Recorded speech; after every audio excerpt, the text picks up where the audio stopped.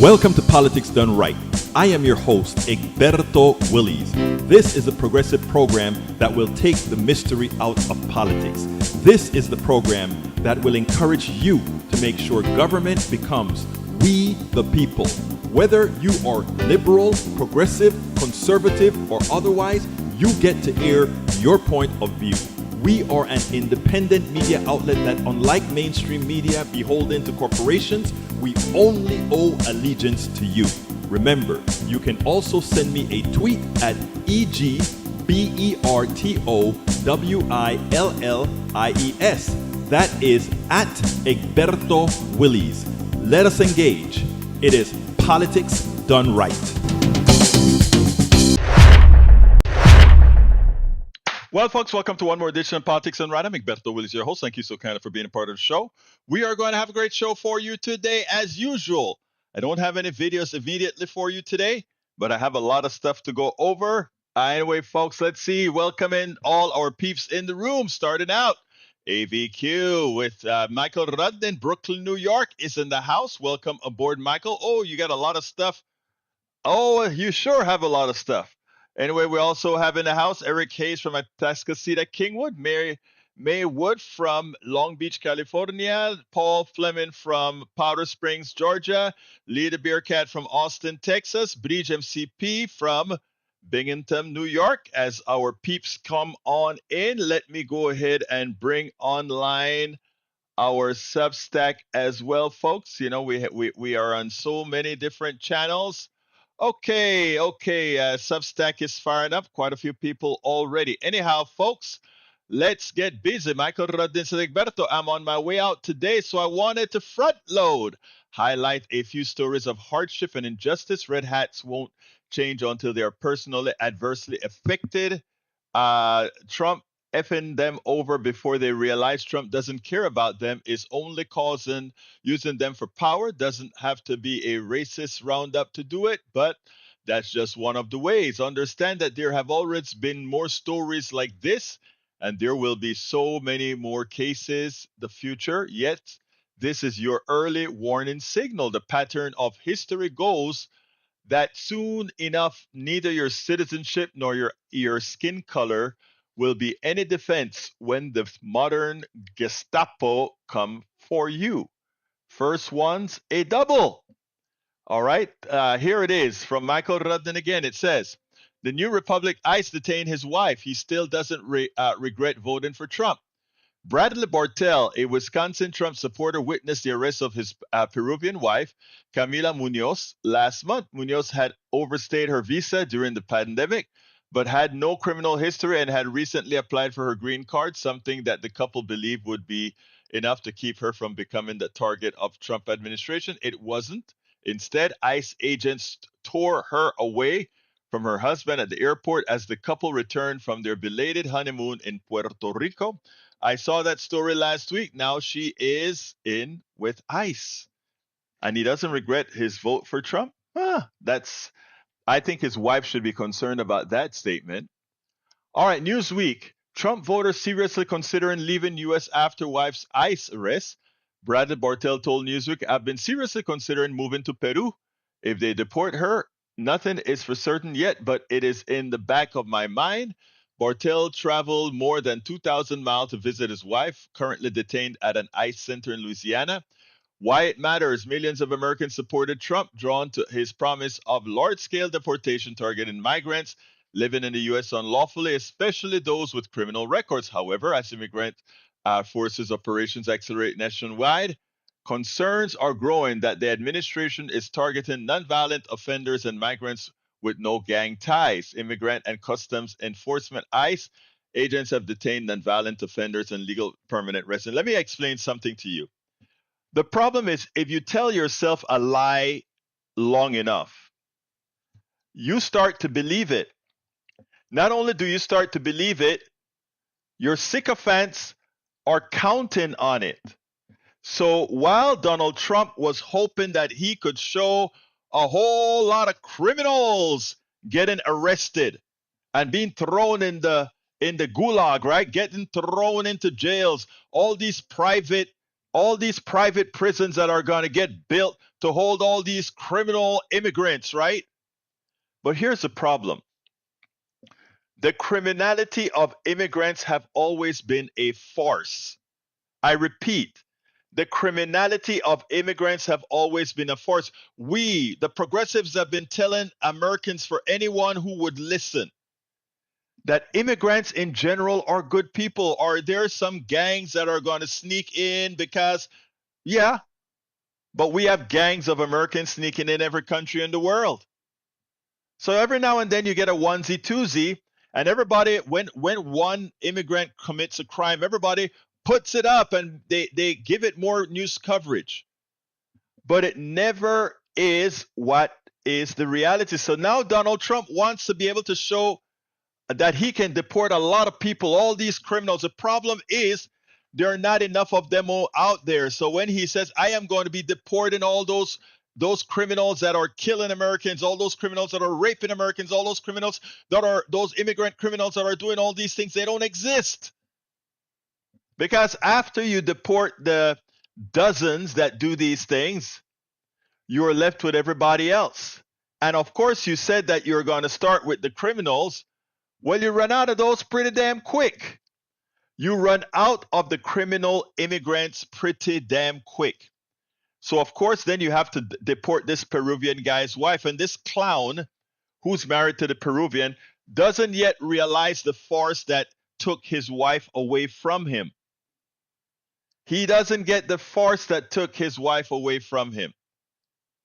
Anyhow, so again, folks, when you fall for the fallacy, when you start to believe these things, and it's time to put it into reality, Donald Trump can't deport enough people. He can't find people to deport. The deporter in chief in this country was somebody least expected to be, and that is President Barack Obama. Biden probably deported at his highest level many more people than Trump could ever dream of deporting. I'm not saying it's a good thing. I'm just saying those are the statistical facts. That's it. The statistical facts. Okay. Continuing from The Guardian, Trump supporters wrongly detained by ICE questions his support for president. Genzi Machado, a naturalized U.S. citizen from Virginia, believes U.S. immigration agency profiles Hispanic people. I told him I was an American citizen. He looked at his other partner like, smiling, saying, can you believe this guy? They will assume that we are all illegals. They're just following Hispanic people. Though Machado described himself as a Trump supporter, he said his faith in Trump's administration has diminished following his detainment. Sadly, people don't understand Latinos, right? I suggest they start understanding that Latinos have the same prejudices as anybody else. And some Latinos believe in this concept of proximity to whiteness gives them a step above those other dark people. And the thing about it is, they don't understand the real concepts of what it means to be an American. All right, from the New Republic. Oh, wait, let me see. Is that one from the New Republic? This one is from NBC News. She hoped Trump would revive her farm. Now she worries his policies could bankrupt it. Rebecca Carlson planned to use a USDA grant to hire overseas worker for her cherry harvest. A funding freeze has left her in debt and unsure whether she can hire the workers after her farm has been caught up in the widespread government funding freeze, jeopardizing her ability to hire the workers she needs this season. Left her $200,000 in debt, and she's unable to access the grant money that had been awarded to her farm. Why again? Donald Trump. Another red state person realizing Donald Trump doesn't give a damn about them. The New Republic, Trump's border czar, admits ICE is arresting plenty of innocent people. Tom Homan, we have numerous collateral arrests. I've said it before and I'll say it again. Collateral arrests are gone. People who aren't criminals that are found when we're looking for the criminals are gonna be taken into custody. Yeah, they are. Remember that Canadian woman? They didn't even find her. She went and said, hey, my visa expired. I need to renew it. They arrested her, threw her in the gulag. That's America for you. All right, let's see. Another one, the last one from Miguel Rudnin. CNN, tattoos, pro-Hamas flyers, deleted photos. These are just a few of the pieces of evidence that the Trump administration has cited in its legal efforts to detain and deport migrants from the United States in high-profile actions in the past few weeks. The evidence has been cited in efforts to send over 200 Venezuelans to prison in El Salvador for alleged gang membership, to detain pro-Palestinian activists and green card holders without charging with any crime, and to deport a doctor with a visa to Lebanon. People in immigration court already face a lower standard of due process in proceedings, but immigration attorneys said the Trump administration moves reflect a stark deterioration of migrant civil liberties. Ta-da-ta, ta-da-ta, ta-da-ta. There you go. We're in difficult times. As a naturalized citizen, a few people were asking whether we can travel and get back into the country, right? Well, this lawyer on TikTok said, well, if you're a born American citizen, no problems whatsoever.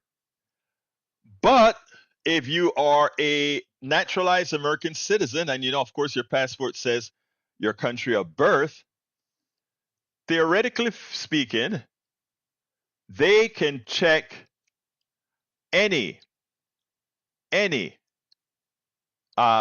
that you may have said that is incorrect on your application, and if something doesn't square, they can revoke your American citizenship.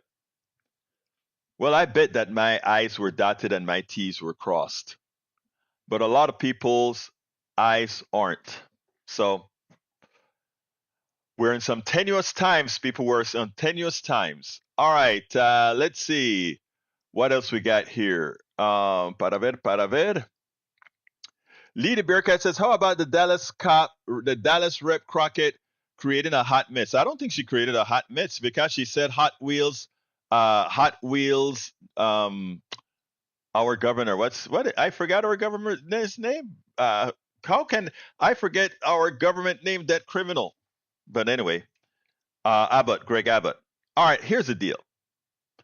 She called him Hot Wheels Abbott. And let me just say pointedly, I really don't care. Doesn't bother me. She came out and said it had nothing to do with his disability. The truth of the matter is, even if it did, I wouldn't care. And let me explain why. This guy is so evil that he has passed tort reforms. Let's put it back. The way Greg Abbott ended up in that wheelchair is that a tree fell on him. A tree fell on him, messed up his back, spinal injury, he can't really walk. All right, that's how he got into that wheelchair. And for that, he has been taken care of for life. Greg Abbott sued, and he got a lump sum, and then he got a money that is paid to him every year, a whole lot of money every year for his injury. And what did Greg Abbott do the first time he got a chance to do it in the Texas legislature? He passed a type of tort reform that makes it illegal for the kind of suit that gave him all that money. So if you think for 1 minute, I don't care what they do against Abbott. I don't care how they chide him. I don't care how they ridicule him. I don't care how they expose him. I don't care how they do it. He is aptly deserving of it. I'm not talking about disabled. Hell, I have a daughter that is currently disabled after having had 2 strokes. I have very much empathy for every disabled person. Hell, I could consider myself disabled. I have a metal rod on my spine that prevents my too much mobility. Okay? So here is the deal. This guy is evil. Greg Abbott is evil. And there's nothing Crockett can say about Greg Abbott that she needs to apologize for. And luckily, so far, she made it clear She has no apologies for him. No, she was not mocking people with disabilities. She was mocking Greg Abbott, as she should. As she should, as I would continue to support her in doing. Absolutely. Kudos to our great Crockett. Jasmine Crockett, kudos to you, girl. All right, let's see what else we got here. Paul Fleming says 18 USC 793F makes it a crime to remove national defense information from its proper place through gross negligence. Doesn't matter whether info was classified. Signal chat is not a proper place. He needs to go. Remember what I played yesterday? For those of you who don't remember, here it is again. You know, Pete Hegseth, he has a big mouth. He's always telling people, like, if you do this, you need to pay the price. If you do this, you need to pay the price. You know, with Hillary Clinton, he really got on her case. Well, now it's him on the hot seat. Hot seat. So I want you to listen to what he thinks. Pete, how would Pete Hegseth of 2016 deal with Pete Hegseth of 2024? Well, you know what? Let's see how he'll do. Check this out, and then we'll take it on the other side. Any security professional, military, government, or otherwise, would be fired on the spot for this type of conduct and criminally prosecuted for being so reckless with this kind of information. Even one hiccup causes a problem. Any security professional, military, government, or otherwise, would be fired on the spot for this type of conduct and criminally prosecuted for being so reckless with this kind of information. Even one hiccup causes a problem. All right. Pete Hegseth of 2016. Meet Pete Hegseth of 2024. Do your job. Fire Pete Hegseth. Come on, Pete Hegseth of 2016. Fire Pete Hegseth of 2024. That is what we need to do. That is what we need to do. Ray Brackens, how you doing, my brother Ray? Am I live? Yes, you're live. All right. Yeah. So I was actually. That's funny how you bring up those receipts for Pete Hegseth and all those other, they're bootleg. Yeah, continue, Ray. Somebody else is on the line as well, but continue, Ray. Yeah, but I want to say kudos to Jasmine Crockett as well. She don't have any reason to apologize. As a matter of fact, that lets me know that Jasmine Crockett is close to the community, because I know on authority that me and about 12 other people referred to Governor Abbott as Hot Wheels, the hot ass mess. So that's just basically her way of speaking back to us like, I got y'all. I know who is the enemy here. And as far as his disability and how he got there, that's despicable. And it's funny how people, I know you don't go down to name calling, but I just can't see how these dimwits that call themselves Republican voters are constantly supporting these corrupt politicians who will take advantage of a system. Just like you said, he had a big lawsuit, he got a lump sum, and he's getting an annuity on top of that. But when it came down to anybody else who is not named Greg Abbott having that actual ability and that privilege, he said, nope. He closed the door behind him. And that's exactly what those Republicans do. And I don't know, you got to be Stevie Wonder, you got to be Ray Charles, because he's blind and dead to not see that these people, I'm trying to keep it clean, don't have your best interest. And it would only be your prejudice of your own hate that keeps you supporting somebody that's clearly telling you that somebody is going to pick your pocket and they already got their hand in it. But exactly, yeah, let me right. step back. That was a lot. Exactly right, brother. But let me tell you, you're right. I don't do the name calling thing because, again, others can take care of that just fine. Jasmine Crockett is good at it with civility. Now, like I said, folks, the important thing that everybody needs to know is don't allow Greg Abbott or his sycophants to somehow use that Hot Wheels statement by Jasmine Crockett to apply any sympathy to him. He deserves none.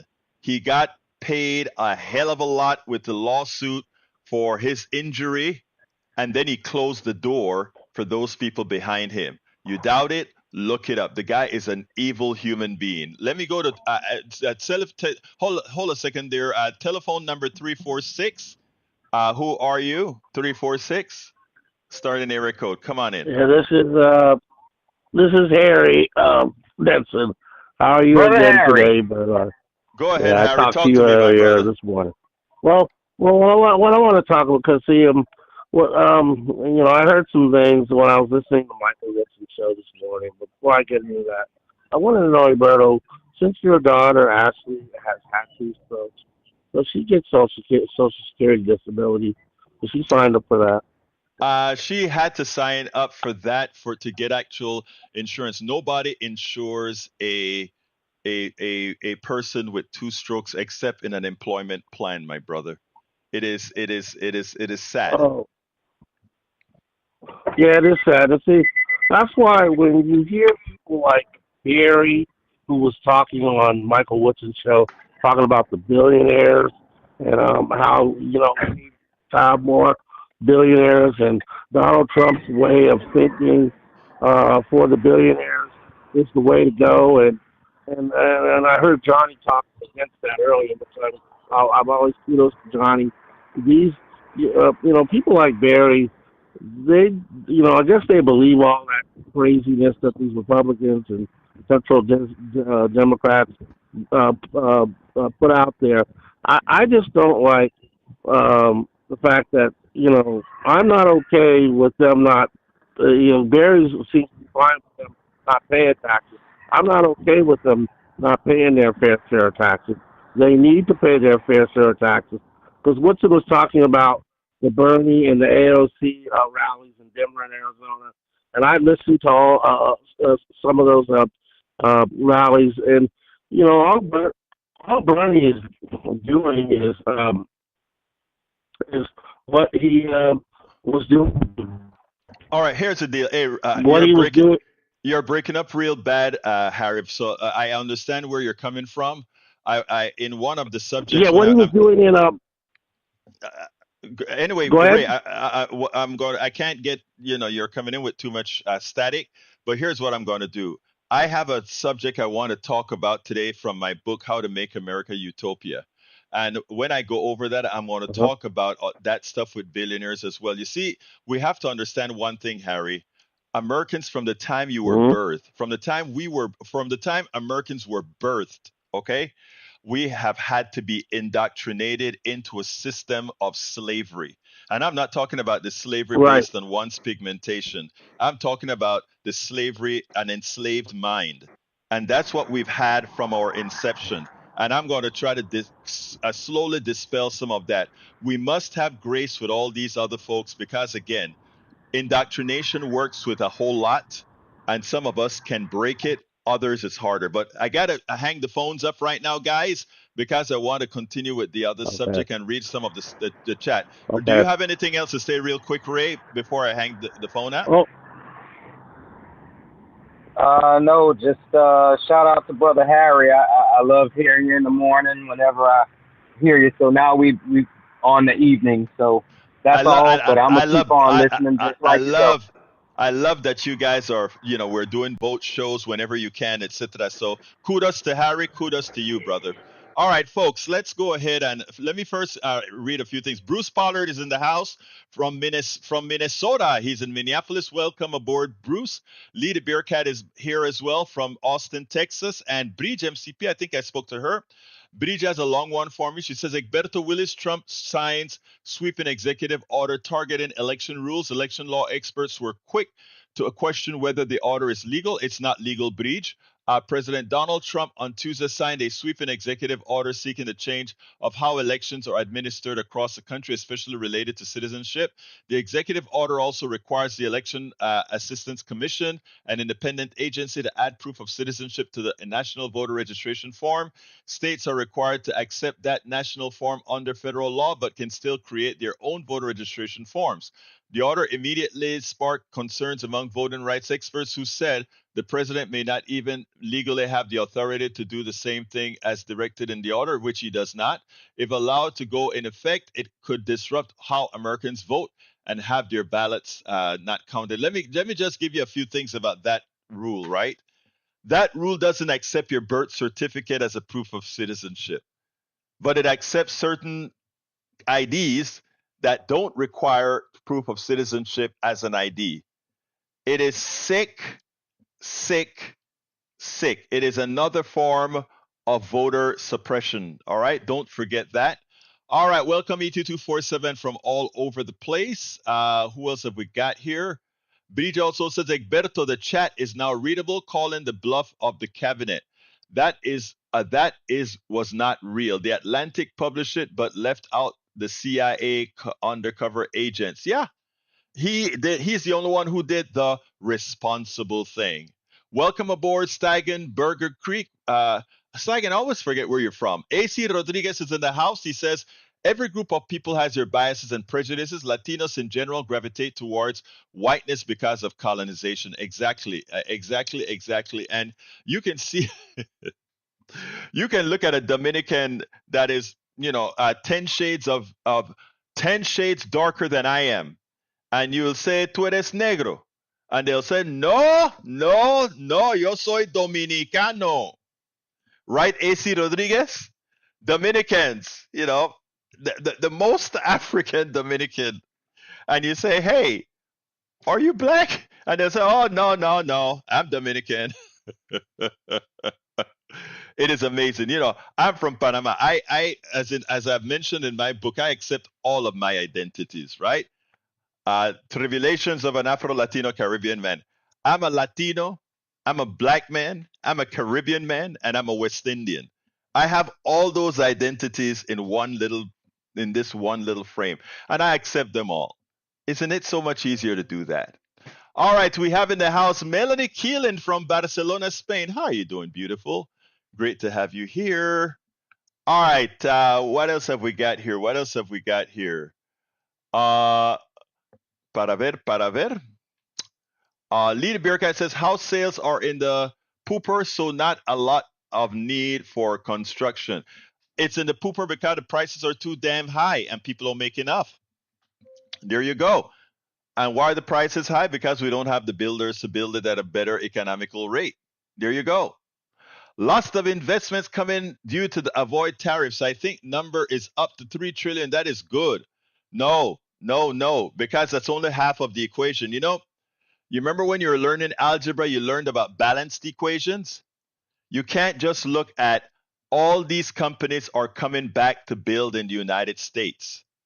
Let's remember this here, because tariffs are a double-edged sword. You want to have tariffs to help certain industries grow. But in the process of making certain industries grow via tariffs, the trade-off is higher prices for those products that otherwise would have been made efficiently somewhere else. So I can see we are paying $1 for a t-shirt or $2 for a t-shirt, and we've lost our entire textile industry from South Carolina, North Carolina.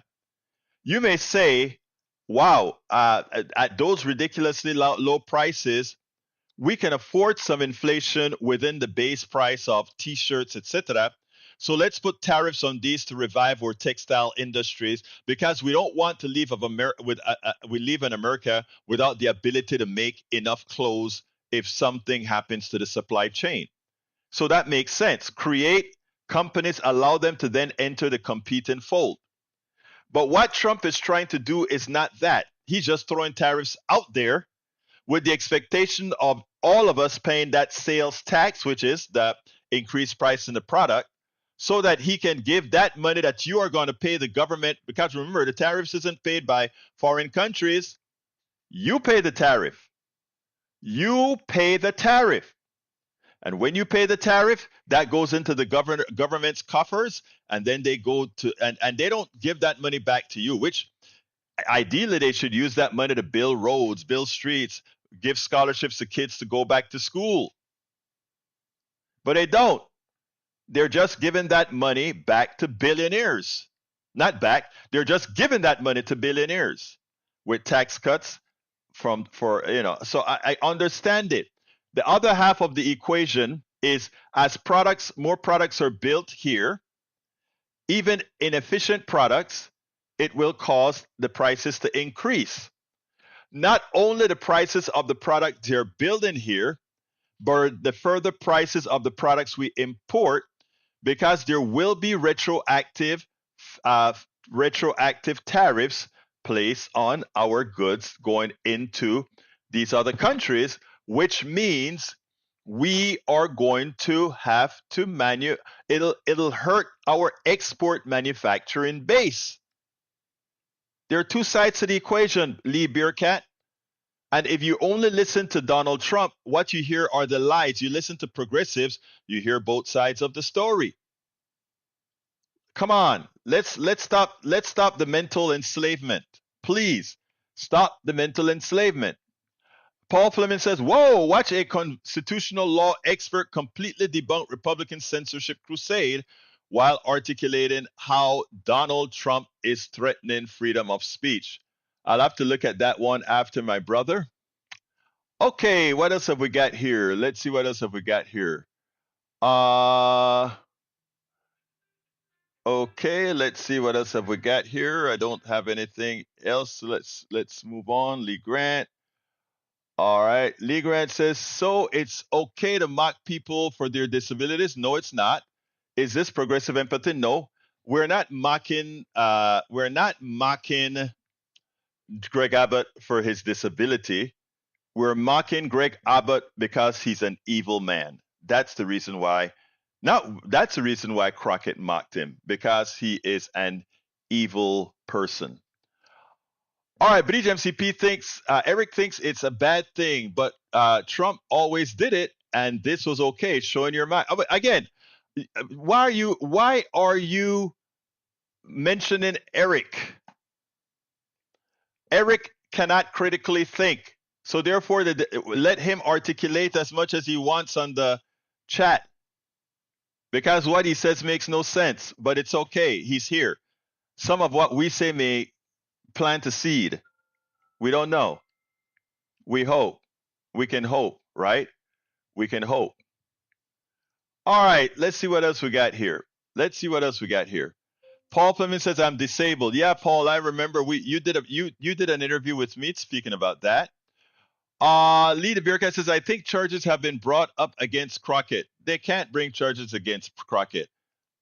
Anyway, Lee Grant says, no, that's a conversation. Patrick is in the house. Meow. How are you doing, Patrick from Houston, Texas? Let's see. You know what I noticed? The MAGA base, there's this thing that they do, right? They pick a subject. Today's Crockett. And then all of them, every single right-wing rag, every single right-wing station, every single mentally deprived MAGA person starts talking about Crockett. It is like, it's amazing, right? Progressives need to do something like that. Messaging. Everybody's on Crockett right now. She is the star right now for calling Hot Wheels Hot Wheels Abbott. So let me say it then. Okay. I don't know what's wrong with our Hot Wheels Abbott. Okay. The man is a clear and present danger to Americans and has gotten people crossing over the Rio Grande River killed. So much for believing in the sanctity of life. He probably means a sanctity in a set of lives of Americans, and only a particular group, that is. All right. What else are we saying here? Paravid. No idea what he's saying. So therefore, I'm doing what you taught me, Breach. You ignore idiocy, right? Come on, Breach. You taught me that. All right. Part two of Elon's ketamine news segment from interview with Don Lemon. Why does Elon not know he's burying himself further in the hole? I don't know. I have no idea. He has a company that's ultimately going to fail. The only thing that holds up Tesla will be government intervention because Tesla does not have a product that has kept up with the Chinese products. And the only way he stays in power is if we continue to prevent those Chinese electric cars from coming into America. Only way his car company survives. All right, let's see. What else have we got here? Trinidad is the same. Patrick Magno. Yep, Trinidad is the same. You're absolutely right. Lee the Bearcat says prices are not high. It is a rate more than price. No, now it is both price and rate. The rate only talks about the level at which those prices keep increasing. You only care about the rate because based on the rate, you know the price is going to increase. Lee the Bearcat. Let's see. Joe says Nicholas Her from Venice too. I don't know what that is. Joe from Los Angeles. Welcome aboard. AC Rodriguez says, if I pay 40% on my income, then so should the rich. I agree. And we should let them get away with borrowing against the assets. Actually, the rich should pay more, right? Because I don't know why we always think about things on the progressive side, right? As you make more money, a larger percentage of your money should go in. Because if I make $1 billion and I pay 40%, I'm still left with $600 million, right? So when you only do things on a percentage, you skew the absolute number that we're talking about. As you make more, you owe a hell of a larger percentage back to society. And I can do some numerical analysis on that for you. All right, Lee the Bearcat says no tariffs if you manufacture in America, thus making the slogan proper made in America for American jobs. Of course. But the other side of the equation is a lot of these manufacturers export.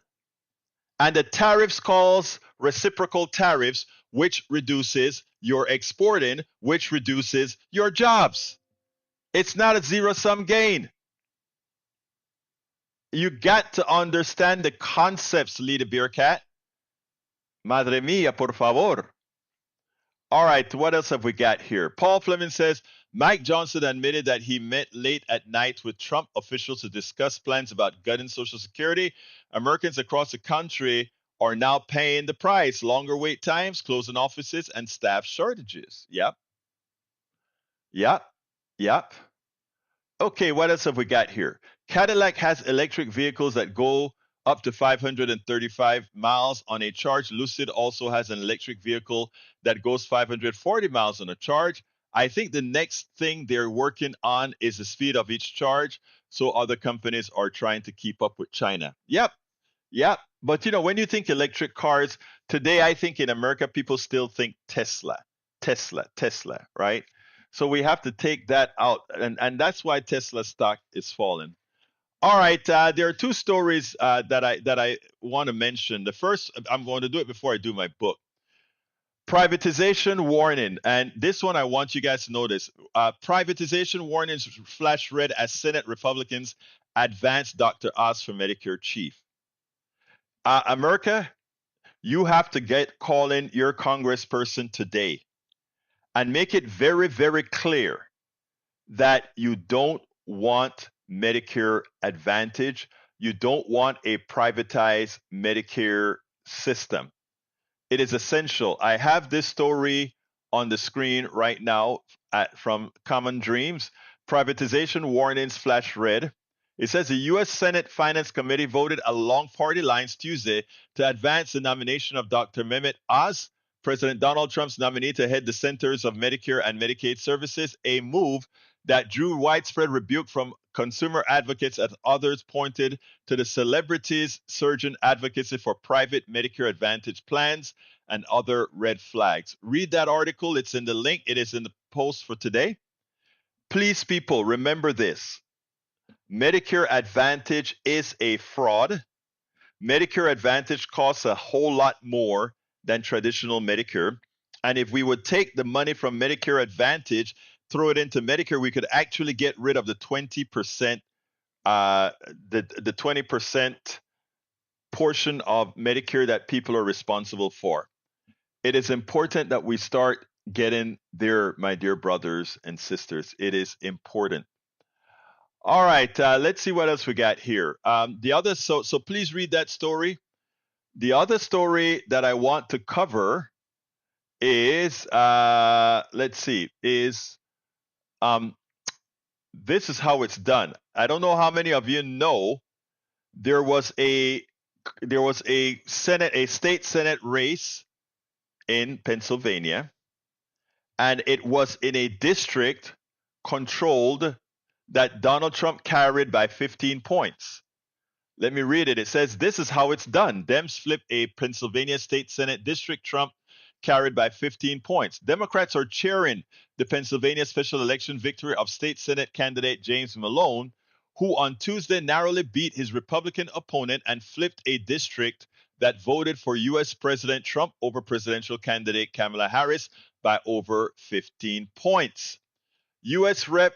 Chris DeLucia, Democrat of Pennsylvania, congratulated Malone on winning the race for the state's 36th senatorial district on social media on Tuesday, writing that he was proud to stump with Malone in the borough of East Petersburg, where Malone serves as mayor. This is a huge upset and an historic win for a Democrat in a Trump-won district, and we are leading the way in Pennsylvania. This is what we're talking about.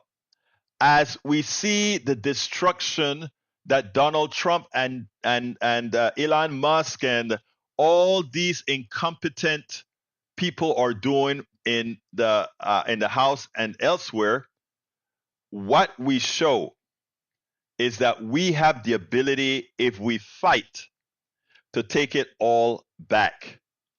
Think about that. Think about that. So that speaks well for the district in Florida, the two districts in Florida and the district in New York. As people see that Donald Trump is attempting to take away their Social Security, is attempting to take over their Medicare and get rid of a lot of Medicaid, people are starting to say, oh my God, Donald Trump does not have my interests at hand, and they are voting accordingly. Kudos to Pennsylvania. U.S. Representative Alexandria Ocasio-Cortez also touted the win on social media. This is how it's done. Run everywhere, run down ballot, focus on local elections. ASAP from school board to council to state legislatures. Democratic National Committee Chair Ken Martin also congratulated Malone and cast the victory as a repudiation of how Republicans have governed in Washington, D.C. since Trump returned to the White House. Yes, and that's what we are going to see all over the country. But it takes you. You have to go out there and we have to get the job done.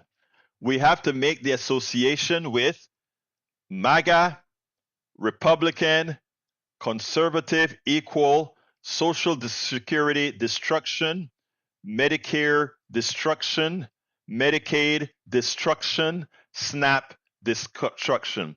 Remember I said there are two sides to every equation. One side of the equation is conservative, and the next equality is destruction of social services. MAGA equal destruction of social services. MAGA, Republican, conservatives of today equal destruction of social safety net. That has to be made. I mean, acutely. That analogy, whenever people think MAGA, they need to think, I'm losing my Social Security. Whenever they think MAGA, they need to think, I'm losing my Medicare. Whenever they think MAGA, it means destruction. And that between now and every election forward, That is the narrative that must be out there. That is the narrative that I will be placing out there, because that is a narrative that is truthful. If you look at what Congress is trying to do by reconciliation right now, that's a statement of fact. Bridge MCP says, Maddow starts her show pretty much every night with all the protests. I noticed that hundreds every day. My brother Patrick Magner, talk to me, sir. I couldn't tell if it was a good time or not. Social Security has been coming up a lot in the last few days, and I called in a few weeks ago, and I also sent you some information, some emails that indicate that 26, either 23 or 26 states currently have laws on the books that hold us liable for our elders. You did tell me that, yes. Indigent. Okay. Now, if you combine that with the idea that all these Hexeth and JD Vance and everybody are wanting people to have more kids, when I first heard that, that's something that's typical of white nationals and people that are trying to outbreed other races. But then it makes even more sense when you look at it in the context that they're going to try and put us on the hook for people that are in our family that can't make it without Social Security. So when our parents or grandparents or even maybe a estranged father you've never even met can't make ends meet, we're going to be on the hook for it. And in 1945, 42 states, I believe, had these laws in the books. It was what the system they used before Social Security. So when all this goes away, we become Social Security, the working class. They're going to come after our money. Yep.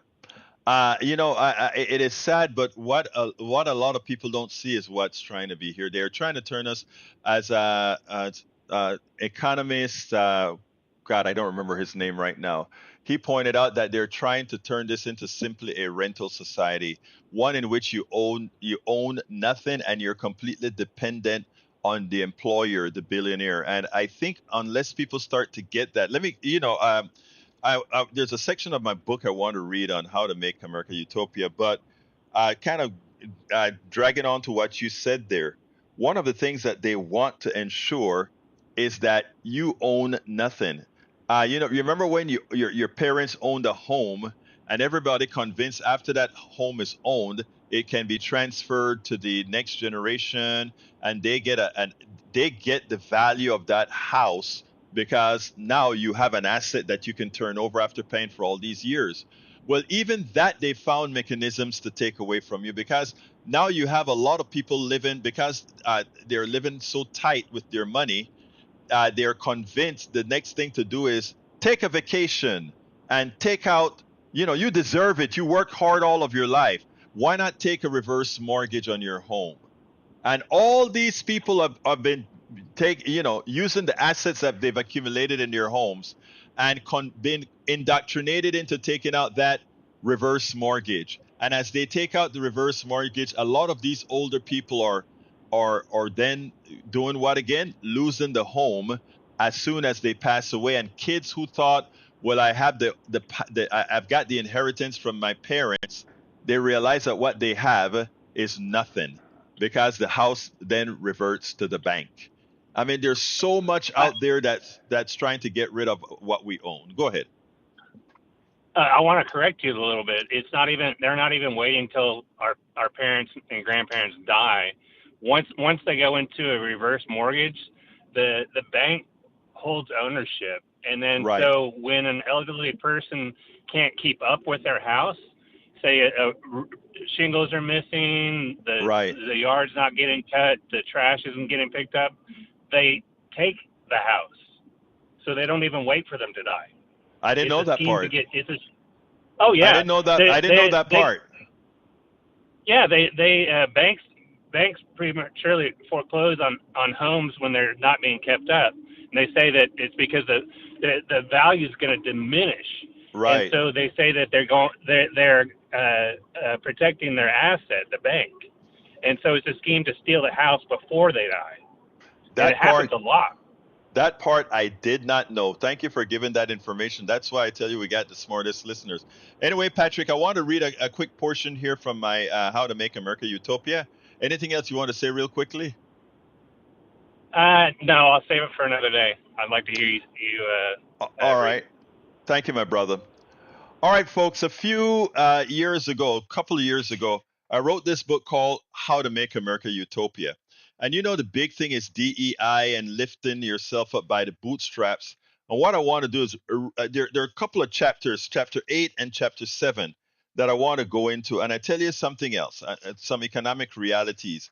For anybody who wants to read the entire book, becoming a subscriber to our newsletter, politicsandright.com/newsletter, a paid subscriber gets to read all my books, uh, free of charge. And these are all my books, all right? A bunch of them, and it's all on Substack as well. But I want to say this. Chapter 7 says the meritocracy fallacy uh, you are invited, not chosen. You know, we talk a lot about DEI. So here's what I said. Many believe we live in a meritocracy. In my previous book, It's Worth It: How to Talk to Your Right-Wing Relatives, Friends, and Neighbors, I touched on merit and the chosen in 2 chapters that is apropos. In the chapter, We Must Take Back Our Wealth from the Super Rich Methodically Because It Is Too Late, where I included a speech by Mr. Gecko in the Wall Street movie that encapsulated the essence of capitalism in the form we practice, I wrote the following. I learned about free enterprise, but was never indoctrinated by what our business schools try to impart on our students. Capitalism is not free enterprise, and Gecko was not an unrealistic character. We have come to see that today's plutocrats create more damage to the world's economy than he ever could. They made an attractive, immoral pilfering system acceptable, while still going through the process of learning the real economic system beyond the macroeconomic courses I took. I went to see the Eddie Murphy movie Trading Places. While the movie Wall Street was confirming Trading Places was the movie that opened my eyes to the fraud of a system where those who produced with their labor and intellect were not the beneficiaries of their worth. Eddie Murphy's character was a bum on the streets. 2 plutocrat brothers made a bet that would turn an executive into a bum and a bum into a Wall Street executive. The experiment was successful for the brother who turned Eddie from a bum into a stock executive, a trading executive. The movie had a socioeconomic message, but most importantly, it showed how detached the capital markets are from reality. Even though it was just a movie, research shows there is little knowledge of anything substantive needed to be a player in the capital markets. Henceforth, if you take a look at Donald Trump, doesn't know much, but he's very rich. Elon Musk doesn't know much, but he owns companies, very rich. The capital market doesn't require a whole lot of intelligence. One just needs to be chosen to be a member of the club. I repeat, one just needs to be chosen to be a member of the club. And being a member affords one an inordinate amount of control over the lives of millions, thanks to our corporate structure. The plutocrat brothers in the movie bet $1 on the experiment and would have destroyed 2 lives in the process had Eddie Murphy's character not exposed the bet. Unfortunately, for most Americans, those responsible for discovering the bets are willfully asleep at the wheel, and Americans have been paying the price for this for more than 40 years. No human being has provided enough labor and intellect in our economy to be worth $100 million, let alone billions of dollars. That hoarding of capital is on the backs of most working people, directly or indirectly. I am sure you have worked for companies and have seen manipulation like the former, where advancement had little to do with the person's actual worth. Some are chosen just because. I am sure you're acquainted with many singers who are on par or better than many megastars. Many artists were chosen by the industry. The internet has added some temporary democratization and meritoriousness to the process, but the major corporations controlling the internet plumbing, the corporation structure still has ultimate control. The sad reality is that the former applies to so many aspects within our economic system. I further pointed out in a chapter of my book, It's Worth It, titled Our Economic System Depends on Your Path to Mediocrity, the following inconvenient truths. One economic system is not based on pure merit. Instead, it is based on being chosen. In other words, there are many who are qualified, but only a few are chosen. Many MBAs are just as qualified for any job at banks and investment banking firms, but a select few are chosen based on subject criteria within the qualified group. This applies from profession to profession. Since the 70s, we have had a 400% productivity increase. It's even more now. In that scenario, we should be working 10 hours a week with abundant leisure time. The rest of the world was like the heat sink of the internal combustion engine or air conditioner for American capitalism. It afforded a bloated plutocracy, but there was enough for the working class. But to sustain the plutocracy's desire for growth rates, the American worker became the final source of extraction. As they reached the level of indentured servitude, the entire system collapsed. We are reaching that point of collapse as we speak right now. For us to make a change, we must first understand the pathology of the masters of the economic system under which we live. After understanding it, we can easily see why the masses will never succeed. If we are to correct our system, it will mean creating a real free enterprise economic system where those who were not chosen or did not want to be chosen can function within an economy where they can succeed because of an established social safety net, meaning Medicare for all, childcare support, affordable education. Change starts with getting out of our indoctrination fog. As we continue to tell the inconvenient truths, minds are changed and we will have the tools to assert our worth, demand, and take what we have all worked for. And I don't have the time to get through it, but the other chapter that I want folks to read is the realities of our current economic system. I'll just read the first paragraph of the section. It says, over the years, I have written scores of essays about the perils of our economic system. In this chapter, I have modified a few of them to make them current. Interestingly, their relevancy to today's economy was astounding. There is still a lot of work to do. The reality is that for too many, it has been a continual slide down the economic state. Folks, that this book is, if you take a look at it, and by the way, those of you who becomes paid subscribers of our newsletter get to read the entire book on the Substack platform. It's called How to Make America Utopia. Take away the economy from those who rigged it. You can find it at Amazon as well. You can go to politicsandright.com/books, politicsandright.com/books to pick it up. Folks, let me tell you, we have to take control of our own personal economies. But to do that, we have to ensure that the billionaire does not control our government, who control our ability to further progress. It's important that we cut the billionaires down to size. There is no one worth $1 billion. There is no one worth $100 million. Nobody has created that. That is all monies that was stolen from you legally, but stolen nonetheless. I got to get out of here. It's 4:01. I want to ask all of you to consider becoming supporters of our program, supporters of this entire platform. It's not just this program. It is our TikTok, Instagram, Facebook Live, YouTube Live, Telegram Live. It is the shorts that we create to make sure the message continues to be flowing in the progressive space. It's a matter of flooding the zone. So please become a subscriber, a paid subscriber. And how can you do that? You can simply do that by going to politicsandright.com/newsletter, politicsandright.com/newsletter. There are many ways to support us otherwise. Our all-encompassing area of support, meaning where you can find one of many ways to support us, is at politicsandright.com/support. But again, I'm asking, I need to get up to about 1,000, 1,200, 1,500 paid subscribers. We're just under, I think, 360 or somewhere around there. We need a little over 1,000 more possible. Let's go ahead and please, those of you who can, consider becoming a paid subscriber of the newsletter. It is very, very inexpensive, and you know that you feel that you're doing good because we do the work every single day. I got to get out of here. Love you all. If you need to send me a note directly, info@politicsdoneright.com, info@politicsdoneright.com. My name is Egberto Willies. This is Politics Done Right. And you guys know how I end this baby. I am what? Out.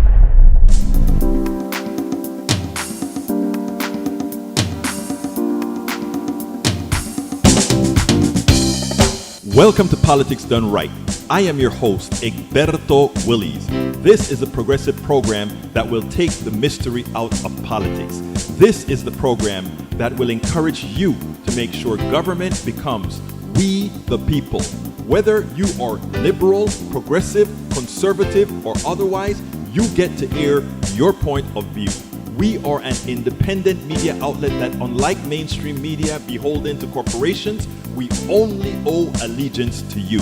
Remember, you can also send me a tweet at EGBERTOWILLIES. That is at Egberto Willies. Let us engage. It is Politics Done Right.